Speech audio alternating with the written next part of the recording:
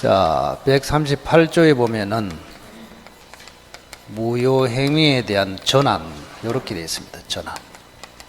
다른 행위로 바꿔준다 뭐 그런 뜻이거든요. 무효행위를 다른 행위로 바꿔준다. 대표적으로 갑이라는 남편하고 을이라는 여편하고 법률상 부부입니다. 그래서 혼인신고 됐다 생각하시고, 이 법률혼 사이에 태어난 자를 A라는 자, 이 사람을 친생자라고 합니다. 친생자 이렇게. 자, 잘 살고 있다가 갑이 머리에 돼지꼬리표가 붙었다. 무슨 뜻인지 아시죠? 바람났다. 병녀하고 바람이 났습니다. 바람이 나가지고 이 여자하고 동거를 하는데 B라는 자식이 태어났다. B자. 이분을 뭐라 할까요? 혼외자라고 합니다. 혼외자 이렇게. 근데 주의를 해야 될 게 뭐냐 하면은 이 혼외자는 여자하고는 법적으로 모자관계인데 남자하고는 부자관계가 아닙니다. 이렇게. 여자가 사망하면은 상속할 수 있는데 남자가 사망해도 상속이 안 됩니다. 기본적으로. 그래서 혼외자를 남자 입장에서 법적인 아들로 받아들이는 절차가 따로 필요합니다. 이거를 인지라고 합니다. 인지. 자, 혼외자를 법적인 자로 받아들이는 절차를 인지라고 한다. 자, 갑이라는 사람은 혼외자 여기에 훨씬 더 마음에 듭니다. 그래서 이놈을 친생자가 아님에도 친생자로 신고를 했다 이 말입니다. 그러면 당연히 친생자 신고로서는 무효입니다. 근데 친생자로 신고할 정도면은 요 인지의 의사는 최소한 들어있다고 봅니다.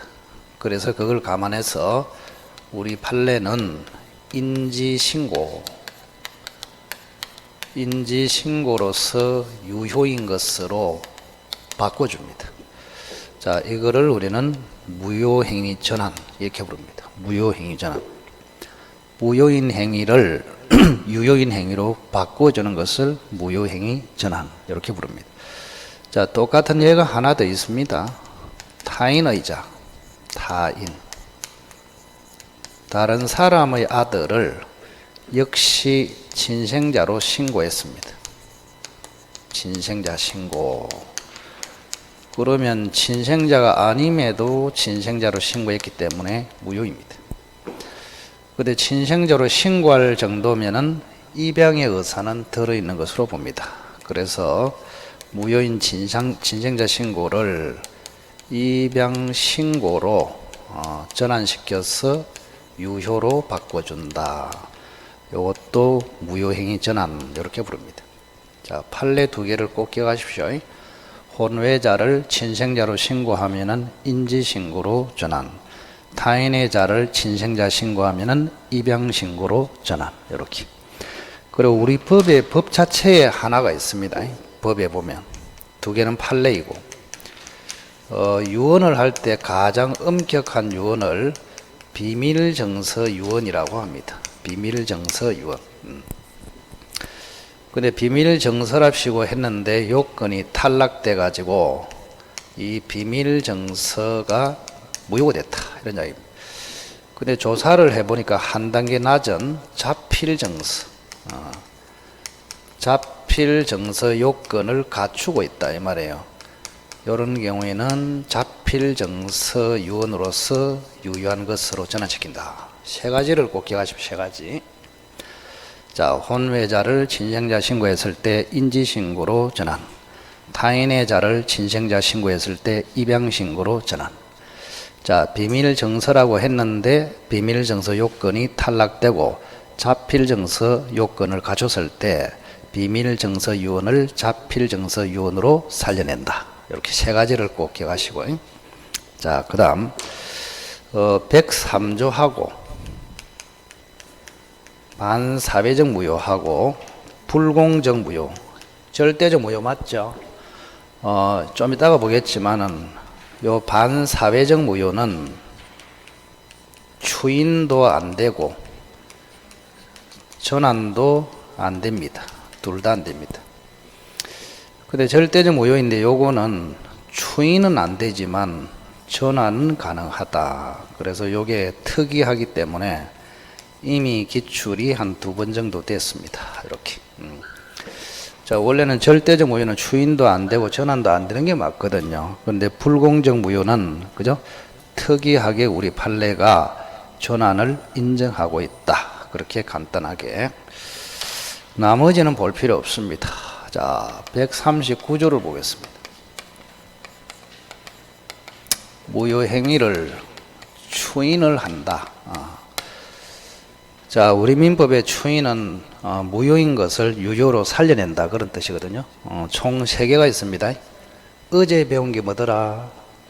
무권 대리 추인. 지금 하는 것을 무효 행위 추인. 조금 있다가 할 것을 취소할 수 있는 법률행위 추인. 그 3개가 있습니다. 3개. 자, 그러면 조문을 딱 보면은 원칙은 무효 행위는 추인을 하여도 효력이 생기지 않는다. 이렇게 되어 있습니다. 그래서 우리가 무효행위 추인 하지만 무효행위는 원칙적으로 추인이 안 됩니다. 추인이 안 돼요. 그런데 예외적으로 무효임을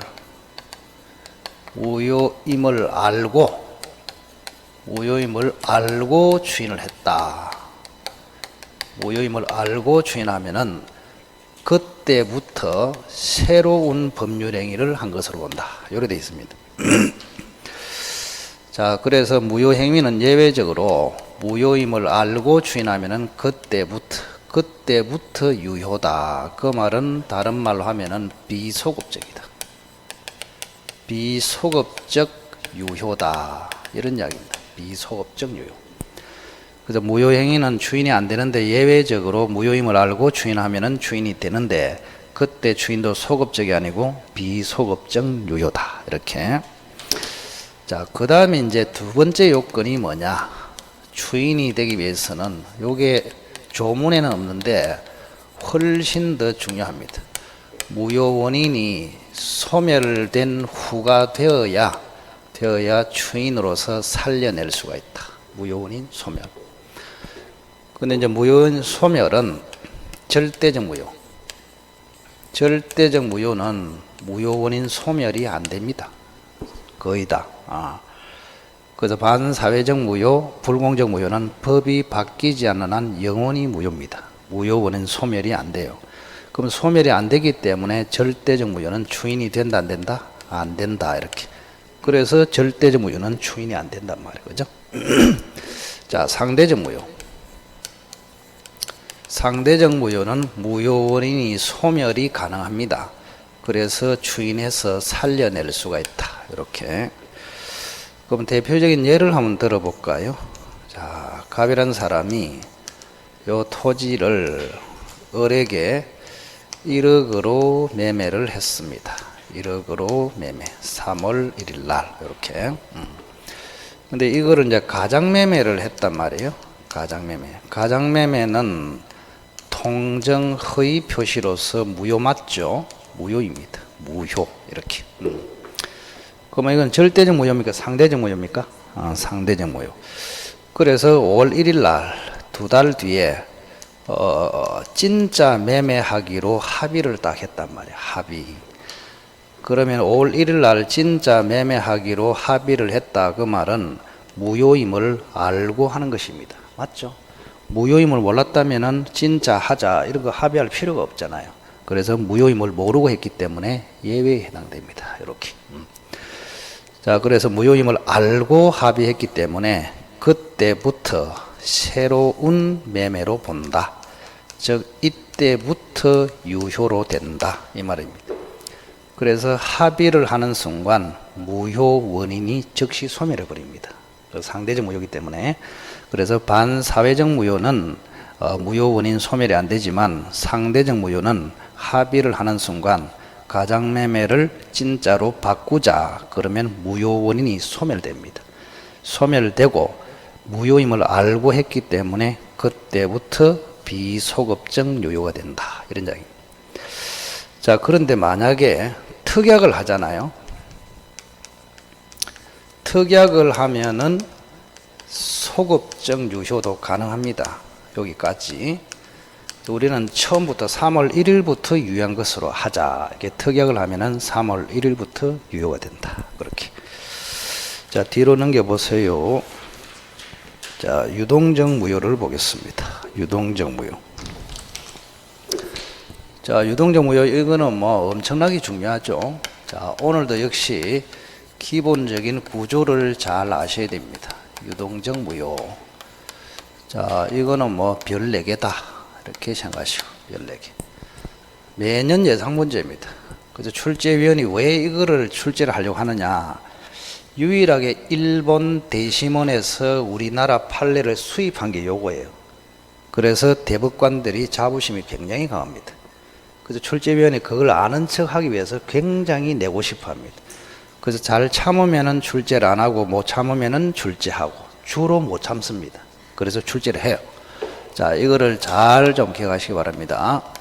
자, 갑이라는 사람이 토지를 을에게 지금 1억으로 매매를 합니다. 3월 1일 날. 자, 계약금으로 1,000만 원 지급했습니다. 이렇게. 그런데 5월 1일까지 소유권 이전하고 대금을 지급하기로 했습니다. 이렇게.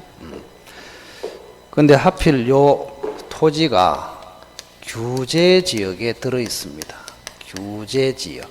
그죠? 토지거래 허가 지역이 들어 있다. 그러면 허가를 받아야 되겠죠? 허가를 받아야 되는데 허가를 안 받고 했다 이 말입니다. 그러면 허가를 받지 않은 요 매매 상태를 우리는 유동적 무효 상태다 이렇게 부릅니다. 유동적 무효 상태 이렇게. 자, 어제도 유동적 무효 하나 들었는데 무권대리 추인. 그래서 유동적 무효를 확정 유효로 바꾼다. 그거를 무권대리 추인. 그래서 무권대리 행위도 유동적 무효. 그거는 법에 규정이 되어 있는 것이고 이거는 판례가 인정하는 것입니다. 판례. 자, 유동적 무효라도 현재는 무효이거든요. 무효인데 앞으로 허가 받으면 유효로 바뀐다. 그런 뜻입니다. 그러면 첫째는 매매상의 효력은 생기지 않습니다. 첫째, 제일 중요한 겁니다. 이게 무효 맞잖아요, 그죠? 무효이기 때문에 효력이 없어요. 그럼 효력이 없다는 것은 권리 의무가 없다 이 말입니다. 자, 서로 간에 이행 청구권도 없고 이행 의무도 없다 이런 이야기입니다. 그리고 5월 1일까지 이행하기로 했는데 이행 의무가 없기 때문에 이행을 안 해도 괜찮다 그 말이에요. 그래서 만약에 한 사람이 이행을 안 했습니다. 큰일 납니까? 괜찮습니까? 괜찮아요. 이행하기로 했지만 이행 의무가 없다니까. 그래서 이행하지 않아도 채무불이행이 되지 않습니다. 채무불이행이 되지 않는다. 자, 그래서 한 사람이 이행을 하지 않아도 채무불이행이 안 되기 때문에 첫째, 해제할 수가 없습니다. 해제할 수가 없다. 그 다음에 채무불이행이 안 되기 때문에 손해배상 청구도 안 됩니다. 이렇게 두 가지 딱 논리적으로 기억하시고. 자, 그러나 여기는 채무불이행으로 해제, 이거는 법정 해제를 이야기하거든요. 그래서 채무불이행을 이유로 법정 해제는 안 되지만 뭐는 된다고? 계약금 해제는 됩니다. 계약금으로. 준 자는 포기하고 받은 자는 배액을 상환해서 해제한다. 그거는 가능하다. 자, 그 다음 두 번째, 허가 신청. 허가 신청상의 효력은 있습니다. 이렇게. 근데 크게 봤을 때 매매상의 효력은 없고 허가 신청상의 효력은 있다. 효력이 있다는 말이 무슨 말이더라? 권리 의무가 있다 이 말이죠, 그죠? 자, 을에게는 허가 신청에 협력하라는 청구권이 생깁니다. 이렇게. 그리고 갑의 경우에는 협력해야 할 의무가 생긴다. 이렇게. 그러면 협력해야 되는데 만약에 협력을 안 하고 위반을 했다 칩시다. 위반했을 때 을은 어떤 조치를 취할 수 있을까? 이것도 아주 중요하다. 자, 우선은 여기 이제 개념상 하나 알아야 될 게 협력 의무. 리안이가 계속 안 오네, 그죠? 아유야, 마음이 영 쓰리네. 걔가 없으니까 야간에 완전히 절간이다, 절간. 얼마나 걔가 기여를 많이 합니까, 그죠?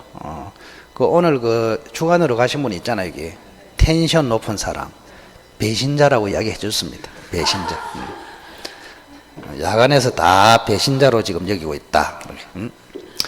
자, 협력 의무는 소유권 이전 의무 또는 대금 지급 의무에 대해서 이거는 부수적인 의무예요. 뭐라고? 부수적인 의무. 그럼 부수적인 의무를 위반했을 때 을은 어떤 조치를 취하느냐? 판례가 딱 정해져 있습니다. 첫째는 소구할 수 있다. 소구. 소구가 뭐예요? 협력을 안 하면 소송을 해서 협력을 강제로 받아낼 수 있다. 그런 뜻입니다. 소구할 수 있다. 그 다음 해제. 부수적인 채무를 불이행한다고 해서 해제 자체는 안 되고 손해배상 청구로 만족해라. 이게 판례입니다. 그러면 차이를 딱 기억해야 되겠네. 자, 채무 불이행을 원인으로는 해제도 안 되고 손배 청구도 안 되고 협력 의무 위반을 이유로는 해제는 안 되지만 뭐는 된다고? 손해배상 청구는 된다. 이런 포인트를 잘 잡으셔야 된다. 이런 얘기입니다. 자, 그 다음 세 번째. 자, 이미 계약금이나 중도금을 을이 지급을 했습니다. 자, 지급을 하고 난 뒤에 을이 확인해 보니까 유동적 무효야. 그럼 무효이면 니는 부당이득 하고 있다. 돌려달라. 이렇게 할 수 있을까? 그죠? 부당이득 반환 청구를 할 수 있겠느냐? 우리 판례는 반대합니다. 자, 왜냐하면 이게 확정 무효입니까? 유동적 무효입니까? 유동적. 유동적 무효는 허가 받으면 유효로 바뀝니다. 그래서 계약금을 주면은 갑은 정당한 이익을 가지고 있다. 이렇게 봅니다. 부당이득이다. 정당한 이익이다. 정당한 이익. 그래서 반환 청구를 할 수 없다. 그럼 언제 반환 청구하느냐? 확정 무효가 됐을 때, 확정 무효 시에 반환 청구를 해야 한다. 이런 이야기입니다. 오케이? 자, 그 다음에 네 번째. 유동적 무효에서 확정 무효로 바뀌는 사유가 세 가지 기본적으로. 그 다음에 확정 유효로 바뀌는 사유도 세 가지 정도를 기억해야 됩니다. 자, 요 첫째는 뭐더라? 불허가 처분. 첫째는 뭐더라? 허가 처분. 불허가 처분이 나면은 확정 무효, 허가 처분이 나면은 확정 유효. 두 번째는 뭐더라? 처음부터 허가를 잠탈 배제할 목적. 여기는 뭐더라? 허가 구역 지정 해제. 허가 구역 지정을 해제했단 말이야. 세 번째는 뭐더라? 요 제일 중요한 단어가 쌍방입니다.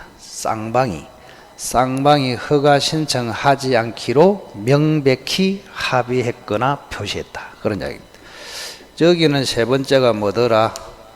지정기간이 만료되었으나 재지정이 없다. 요 세 가지. 요게 이제 기본 핵심 구조입니다. 구조. 그래서 여러분들은 어쨌든 간에 요게 타이틀을 우선 딱 기억하라고. 네 가지. 매매상의 효력은 없다.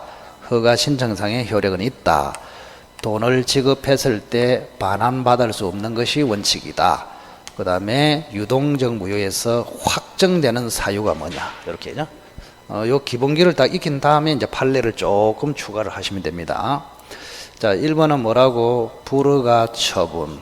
2번은 처음부터 허가를 잠탈 배제. 3번은 쌍방이 신청하지 않기로 명백히 합의하거나 표시. 여기는 허가 처분, 허가 구역 지정 해제, 지정 기간이 만료되었으나 재지정이 없다. 이렇게. 자, 주관처럼 이제 문제를 한번 내볼까요? 자, 실제 기출 문제. 자, 을은 소유권 이전 청구권을 보전하기 위해서 갑의 토지에 가처분할 수 있다. OX. 신기합니다. 그죠? 가처분 자체가 중요한 게 아니에요. 여기서 포인트가. 자, 을은 갑에 대한 소유권 이전 청구권을 보전할 목적으로 갑의 토지에 가처분할 수 있다. X. 왜? 소유권 이전 청구권이 없단 말입니다. 없는 것을 보존한다. 그게 말이 안 되잖아요. 그 다음 두 번째, 을은 협력 청구권을 보존하기 위해서 가처분할 수 있다. 그거는 맞단 말이에요.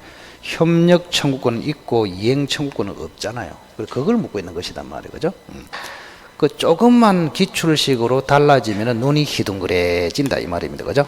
응용이 안 된다. 응용이. 그래서 을이 가지는 권리는 매매 상해 권리는 없어요. 그래서 소유권 이전 청구권이 없어.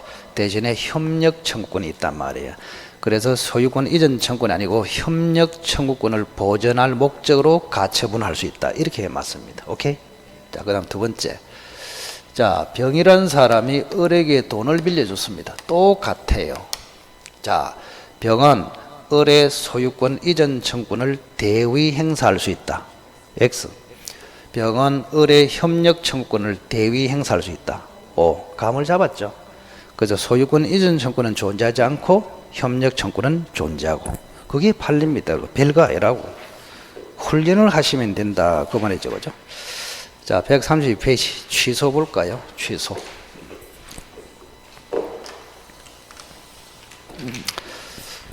자, 우선은 취소 1반을 보겠습니다. 취소 1반. 취소 1반을 보겠다. 이 말입니다. 취소 1반. 취소 1반. 자, 우선은 그림을 잘 보세요. 갑이라는 사람이 주인입니다. 을이라는 사람이 토지를 빌렸습니다. 지상권으로. 그래서 을은 지상권자입니다. 이렇게. 두 사람 사이에는 지상권 설정 계약을 합니다. 이렇게. 주간에 우리 반장님은 지금 내일 걱정을 해서 죽습니다. 내일도 여기 안에서 써야 되잖아요. 근데 공시부 선생님 스타일이 어떻습니까? 완전히 항칠 아닙니까? 항칠. 그죠? 수시로 넘나들 가능성이 매우 많다. 그래서 벌써 걱정하고 있더라. 여기 넘어가려면 이야기를 해주세요. 스톱. 뭐 안 그러면은 뭐 동영상은 좀 포기하고 실강이 중요하니까 뭐 원래 마음대로 해보라 이래도 되고. 근데 동영상만 보는 사람 입장에서는 환장할 것이다 이 말입니다. 그죠? 자, 설정 계약을 했는데 알고 보니까 을로부터 사기당했더라, 또는 강박을 당했더라, 또는 갑이 착오를 했더라, 또는 16세더라. 다 적었네. 전부 다 취소 사유입니다. 맞죠? 그래서 갑은 설정 계약을 뭐 할 수 있다고? 취소할 수 있다. 이렇게 됩니다. 자, 그런데 취소하기 전에요, 갑이라는 사람이 병한테 토지를 팔아먹었습니다. 그래서 이 사람 앞으로 이전 등기가 되어버렸다 이 말입니다. 현재 주인이 누굽니까? 병입니다. 병으로 바뀌었어요. 그 다음 을도 가만히 있지 않고 정이라는 사람한테 지상권을 양도를 해버렸습니다. 그래서 현재 지상권자는 정이 되어버렸다 이 말입니다. 현재 지상권자는 정이 되었다. 이렇게. 토지는 여기 와 있습니다. 자, 이 사례를 가지고 기출이 한 7번 정도 됐습니다. 그동안에. 그래서 여기서 취소권자와 취소의 상대방으로 옳게 묶은 것을 골라라. 이렇게 됐어요. 그죠? 자, 우선은 그러면 취소권자부터 볼게요. 140조에 보면은 누가 취소할 수 있느냐? 취소권자가 규정이 딱 돼 있습니다. 140조. 뭐라고 돼 있냐? 첫째, 제한 능력자. 한번 해보세요. 제한 능력자. 그냥 미성년자라고 생각하시면 됩니다. 자, 그 다음 두 번째, 차고자 및 사기, 강박을 당한 자. 정확하게 당한 자. 그 다음에 세 번째는 1, 2번의 대리인, 네 번째는 1, 2번의 승계인. 이렇게 되어 있습니다. 대리인, 승계인. 그래서 우리 민법에는 취소권자가 정확하게 규정되어 있습니다. 뭐 해제권자, 무효권자 이런 거는 정하지 않았습니다. 취소권자만 딱 있다고. 미성년자, 차고자, 사기 강박을 당한 자, 그 대리인, 그 승계인. 자, 대리는 조금 조심해야 됩니다. 대리는 두 종류가 있죠, 그죠? 하나는 법정 대리인. 이 사람은 무조건 취소권이 있습니다. 그 다음 두 번째, 임의 대리인. 이 사람은 취소권이 있을까요? 임의 대리는 본인이 취소권을 가집니다. 항상 어제 아래도 이야기한 것 같은데, 대리 행위에 하자가 있을 때, 그죠? 본인이 취소한다. 이렇게 배웠잖아요. 취소권도 걸리기 때문에 임의 대리인이 못 가집니다. 그래서 임의 대리인이 취소권을 가지려면은 특별 수권을 다시 받아야 한다. 이렇게 간단하게. 자, 승계인은 두 종류가 있거든요. 하나는 포괄 승계인, 상속인, 그 다음에 매수인, 특정 승계인. 두 사람 모두가 취소권이 있습니다. 이렇게. 자, 그 다음 141조, 142조. 이 조는 누구에게 취소를 하느냐? 취소권의 상대방이 있습니다. 상대방. 자, 요 상대방이 누구냐? 이렇습니다. 뭐에 직접 상대방에게 취소를 해야지. 자, 요 사람을 뭐라 하느냐? 전득자라고 합니다. 뭐라고요? 전득자. 자, 어른 최초의 지상권을 취득한 자. 이 사람은 한번 굴러서 다시 취득한 자. 굴러서 취득한 자, 줄여서 전득자라고 합니다.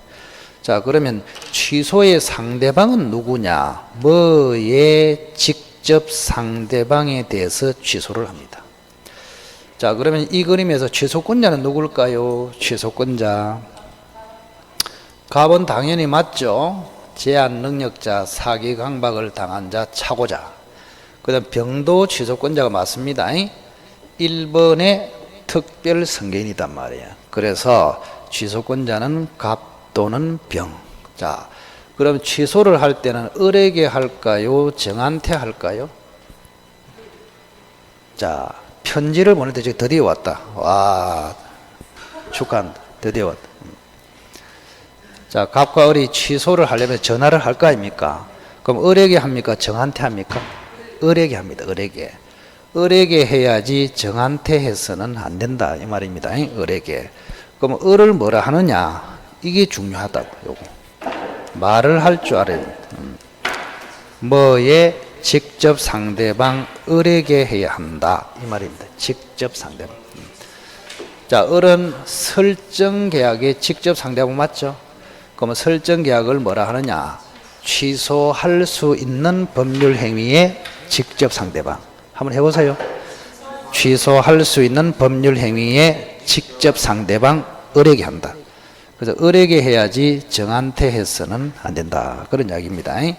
자, 그래서 취소권자 네 사람 딱 기억하시고 취소의 상대방 을이라는 것을 꼭 기억하십시오. 그럼 을을 이야기할 때 말을 할 줄 알아야 돼. 을 잃어버리면 시험장에서 틀린단 말이야. 취소할 수 있는 법률 행위의 직접 상대방 을에게 합니다. 그렇게 보시고. 자, 그 다음에 이제 취소의 결과를 한번 볼까요? 요거는 그림을 조금 따로 그려야 되거든요. 자, 이쪽으로 가겠습니다. 뭐 쓰는 거는 알아서 쓰십시오. 저는 부지런히 지울 테니까. 취소의 결과를 보겠습니다. 취소의 결과. 자, 141조에 취소의 효과가 있습니다. 취소의 효과. 취소하면은 어떻게 되는데 그런 뜻입니다. 자, 예를 든다면 갑이 어떤 물건을 을에게 지금 1,000만 원에 팝니다. 매매를 한다. 그래서 물건이 넘어갔고 1,000만 원이 갑에게 넘어왔습니다. 이렇게. 자, 그런데 갑이 요 매매를 취소했단 말이에요. 취소. 5월 1일 날. 그럼 취소를 하면은 그 효과가 뭐냐 이런 이야기입니다. 141조. 취소에는 조문이 3개단 말이죠. 140조 취소권자, 142조 취소의 상대방, 141조 취소의 효과 이렇게 있다고. 자, 첫째는 취소를 하면은 매매가 무효로 되죠. 5월 1일부터 된다. 3월 1일부터 된다. 3월 1일부터. 그거를 뭐라 합니까? 소급적 무효라 합니다. 이렇게. 그 다음 소급적 무효가 되면은 받은 게 있다면 반환해야 됩니다. 그거를 부당이득 반환이다 이렇게 합니다. 자, 우리가 이제 해제가 됐을 때 반환하는 것을 원상회복이라 하고 무효나 취소가 됐을 때 반환하는 것을 부당이득 반환. 용어를 달리 씁니다. 그러면 이 반환 범위가 어떻게 되느냐 이게 중요하다고. 반환 범위. 자, 우선은 선이면 현재 남아있는 이익, 뭐랍니까? 현존 이익을 반환하면 돼요. 그런데 악의자는 모든 이익을 돌려줘야 됩니다. 이렇게 간단하게. 자, 그런데 부당이득 반환 범위도 특칙이 있습니다. 특칙. 특칙. 즉, 제한 능력자. 제한 능력자는 부당이득 반환할 때도 혜택을 본다. 이 말입니다. 이 부분은 선이 악의를 불문하고 무조건 현존이익만 반환하면 됩니다. 됐죠? 자, 일반인들은 선의자는 현존이익 반환, 악의자는 모든 이익 반환, 제한 능력자 미성년자는 선악을 불문하고 무조건 현재 남아있는 이익만 반환하면 된다. 됐죠? 할 게 없다. 할 게 없다. 자, 153페이지 보세요. 맨 위에 135페이지. 맨 위에 보면 일부 취소 있죠. 일부 취소. 그 일부 취소는 우리 조문에는 없습니다. 판례가 인정합니다. 판례. 자, 일부 취소. 일부 무효하고 착각하면 안 됩니다. 일부 무효는 137조에 있습니다. 일부 무효. 지난주에 한가이? 과거에 십몇 년 전에 일부 취소에 관해서 설명하라 사법고시에 주관식으로 출제됐는데 시험 한 달 전에 판례가 나왔어요. 그럼 학생들이 아무도 못 봤어. 전부 다 일부 무효를 뺏겨가지고 빵점 받았다. 빵점. 그래가지고 전부 다 점수를 올려가지고 합격시켰습니다. 그 당시에. 자, 일부 취소는 우리는 쓸 필요 없잖아요. 우리는 뭘 하면 됩니까? 일부 취소를 하기 위한 요건만 알고 있습니다. 요건. 무슨 요건을 갖추고 있어야 되느냐? 3가지를 딱 갖춰야 됩니다. 첫째는 법률 행위. 법률 행위는 가분성을 가져야 합니다. 뭐라고요? 가분성. 가분성은 다른 말로 일체성하고 같은 말입니다. 일체성. 이 말은 법률 행위가 쪼개질 수도 있고 합쳐질 수도 있고 그런 뜻입니다. 마징가제트 두 마리가 하늘로 올라간다. 합체, 분리, 합체, 분리 이게 가능해야 일부 취소가 가능하다. 그래서 법률 행위는 가분성이나 일체성을 갖춰야 됩니다. 그 다음 목적물. 목적물은 특정이 돼야 합니다. 집하고 토지를 매매하는데 집에 대한 매매 부분만 취소. 그래서 특정이 돼야 된다. 이거를 특정성이라 합니다. 특정성을 갖춰야 하고. 그 다음에 자, 나머지 부분이라도 즉 일부라도 법률 행위 했을 것이라고 가정적 의사가 필요합니다. 이거는 판사가 판단합니다. 3가지를 딱 기억하시면 됩니다. 그래서 이 3가지를 갖췄을 때 일부 취소가 가능하다. 자, 한 번 더. 법률 행위는 가분성 또는 일체성이 있고 목적물은 특정성이 있고 일부라도 법률 행위 했을 것이라는 가정적 의사가 있다면 일부 취소가 가능하다. 됐죠? 됐습니다. 자, 그래 하고 136페이지 추인 있죠, 추인. 그거는 조금 쉬었다가 합시다. 좀 이러긴 한데 왜 그러냐. 주간에 첫 시간 요거까지 했거든요. 좀 쉬었다가 추인부터 하도록 하겠습니다.